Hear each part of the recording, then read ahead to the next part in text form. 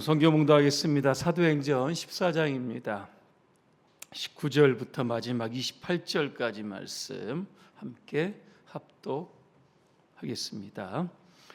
유대인들이 안디옥과 이고니온에서 와서 무리를 충동하니 그들이 돌로 바울을 쳐서 죽은 줄로 알고 시외로 끌어내치니라.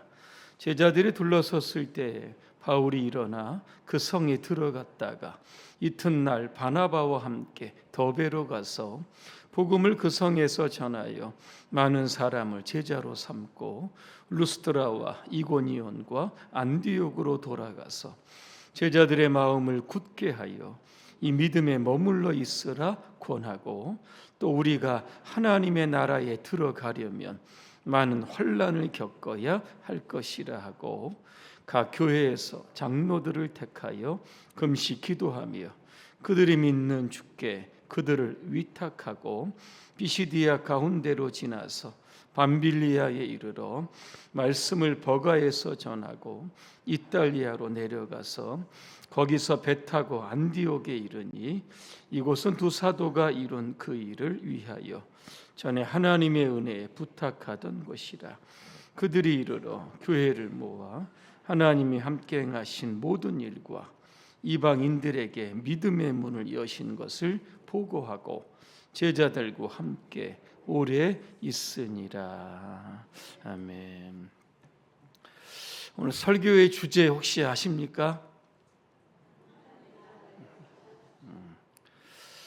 뻔한 이야기를 할까, 그죠? 예수 믿으면 하나님 나라에 들어간 거 뻔한데 왜 이런 설교의 주제를 했을까? 제가 지금 말씀을 드리려고 합니다. 여러분과 인사하겠습니다. 하나님 나라에 들어가려면 많은 환난을 겪어야 합니다. 이렇게 인사하겠습니다.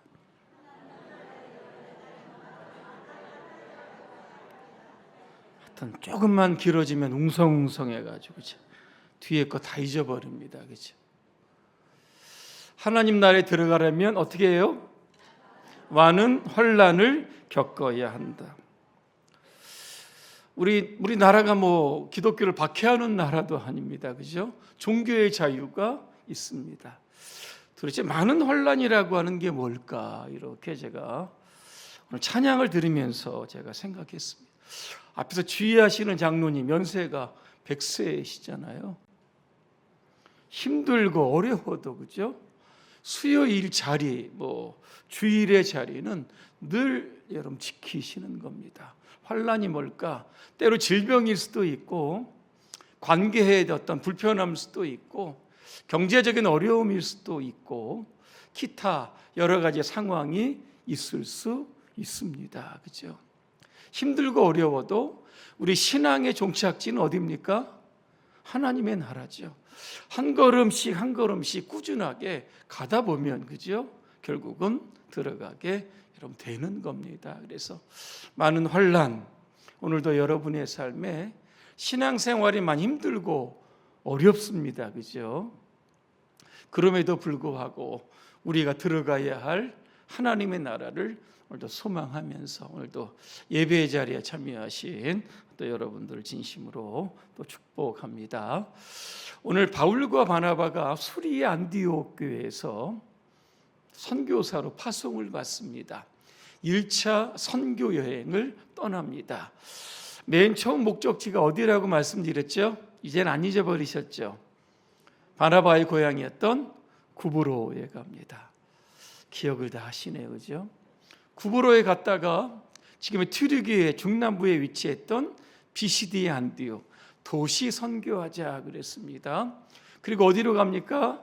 그 주변에 있었던 이고니온으로 가고 루스드라로 가고, 오늘 보니까 더베로 갔다, 이렇게 몇 개의 어떤 지역들이 여러 번 나옵니다.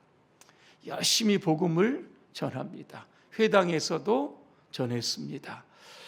많은 사람들이 예수 믿는 회심의 역사도 있었습니다. 루스드라에서 기적이 일어났죠. 그죠? 나면서 걷지 못했던 사람이 일어나는 기적이 일어납니다. 하지만 동시에 많은 환난도 오늘 있었습니다. 바울과 바나바가 루스드라에서 여러분 전도할 때, 그죠? 이 안디옥과 이고니에서 이 무리들이 사람들 막 충동을 하죠. 이 루스드라와 이 안디옥과 이고니 거리를 보니까요 150km 정도입니다. 엄청나게 먼 거리죠. 두 사람을 모욕하고 두 사람을 박해하기 위해서 수많은 유대인들이 그 이 여정을 거쳐서 루스드라에 도착하게 됐다는 겁니다. 조금 전까지만 해도 루스드라에서 나면서 걷지 못했던 사람이 걸은 기적을 보면서 바나바는 제우스고 바울은 헤르메스다, 신들이 사람의 형상으로 내려왔다, 이렇게 이야기하면서 제사를 드리려고 했었는데 유대인들의 충동을 하니까 그죠, 금세 마음이 바뀝니다. 결국은 돌로 바울을 쳐서 그죠, 거의 죽음의 지경에 이르게 만들었던 것을 보게 오늘 되는 겁니다. 자, 우리가 신앙생활하면서 이 군중 심리를 굉장히 조심해야 합니다. 이 군중 심리가 뭡니까? 군중 속에 내가 들어가면 내 자신을 잃게 되는 겁니다. 남들이 하면 나도 따라 여러분 하는 것이죠. 예수님 종려주일에 예루살렘에 입성을 하십니다. 그죠? 사람들이 뭐라고 합니까? 호산나 호산나 외칩니다. 주님, 우리를 좀 구원해 주십시오. 로마의 압자에서 우리를 구원해 주십시오. 종려나무 가지를 흔들면서 열렬하게 환영했던 것 여러분 기억하실 겁니다. 며칠 뒤입니다. 그죠? 제사장들의 사주를 받았던 유대인들이 예수님을 십자가에 못 박으라 외치죠. 그때 함께 있었던 군중들도 똑같이 그죠? 예수를 십자가에 못 박아야 된다. 강도는 살려주고 예수는 십자가에 못 박아야 된다. 그죠? 이렇게 외쳤던 것 여러분 기억을 여러분 하실 겁니다. 군중 심리에 빠지면요 생각이 사라지죠. 이성도 사라집니다. 책임감도 사라지죠. 하나님보다는 사람의 분위기를 따르게 오늘 되는 겁니다. 믿음은 다수결이 아닙니다. 하나님 앞에서 홀로 서는 용기가 바로 믿음입니다. 세상에 군중은 많지만 의인은 늘 여러분 소수입니다. 그래서 우리는 다수를 따라가는 사람이 아니라 하나님을 따라가는 그러한 의인이 되어야 하는 겁니다. 오늘 20절에 보니까 돌에 맞았던 바울, 그죠? 죽은 줄 알고 성 밖으로 버린 겁니다. 근데 그가 어떻게 합니까? 다시 일어납니다. 어디로 들어갑니까? 루스드라로 또 들어갑니다. 바울은 어떻게 보면 불사조 같습니다. 그죠? 잠언 24장 16절에 보니까 꼭 바울을 향해서 말씀한 것 같습니다. 대저 의인은 7번 넘어져도 어떻게 합니까? 8번이라는 말은 없고 다시 일어난다 그랬습니다. 그러니까 7번, 8번, 9번, 10번 넘어져도요 일어나는 사람이 바로 오늘 바울과 같은 사람이죠. 이튿날입니다. 자, 바울과 바나바가 어디로 갑니까? 더베로 갔다 그랬습니다. 더베는요 그 루스드라에서 지금 동북쪽 위치한 약 25km 정도입니다. 하루 전날 돌에 맞았습니다. 그죠? 만신창이가 됐을 겁니다. 근데 25km라는 거리를 지금 걸어가는 겁니다. 여러분 한번 생각해 보시기를 바랍니다. 제대로 걸음이야 여러분 걷겠습니까? 몸에 그죠? 전날 맞은 그런 고통과 아픔이 끊임없이 있었을 겁니다. 더베에 가서요 많은 사람들을 제자로 삼았다. 자기 몸은 둘째치고 그죠? 복음을 위해서 자기 목숨을 여러분 던진 겁니다. 그러면서 다시 또 어디로 역순으로 가냐면 루스드라로 가죠. 이고니오로 갑니다. 비시디 안디옥으로 갑니다. 그러며 제자들을 불러놓고요 22절에 보니까 세 가지를 딱 당부합니다. 첫째는 뭐냐면 이겁니다. 제자들의 마음을 굳건하게 했다 그랬습니다. 신앙이 언제 여러분 흔들립니까? 마음이 흔들릴 때 신앙도 흔들립니다. 상황이 우리를 힘들게 하면요, 우리의 믿음도 막 흔들리게 되는 겁니다. 그래서 자신의 어떤 사역의 이야기를 아마 했을 겁니다. 내가 돌에 맞아 죽게 되었을지라도 하나님이 나를 살리셨다. 믿음으로 고난을 이겨내라. 흔들리지 마라. 마음의 중심을 꼭 붙들어라. 그죠? 이렇게 이야기합니다. 또 하나 바울은요, 이 믿음에 머물러 있어라 그랬습니다. 우리가 보통 예수 믿으면 뭘 생각합니까? 축복, 그죠? 평안, 이런 것들을 생각하는데 오늘 바울이 이야기한 믿음은 뭡니까? 십자가의 믿음이죠. 환난과 고난을 견뎌낼 수 있는 믿음입니다. 오늘 머물러 있으라 이런 얘기는 뭡니까? 끝까지 그 자리를 떠나지 말고 버티라, 이런 뜻도 담겨져 여러분 있는 겁니다. 환난이 온다고 해서, 어려움이 온다고 해서 그 신앙의 자리를 떠나거나 도피하지 말라라고 하는 이런 뜻입니다. 신앙은 빨리 가는 게 중요한 게 아닙니다. 그죠? 끝까지 버티는 사람이 승리하는 겁니다. 그래서 고린도전서 15장 58절, 여러분들이 잘 아는 말씀입니다. 그러므로 내 사랑하는 형제들아, 견실하며 흔들리지 말고 항상 주일에 더욱 힘쓰는 자들이 되라.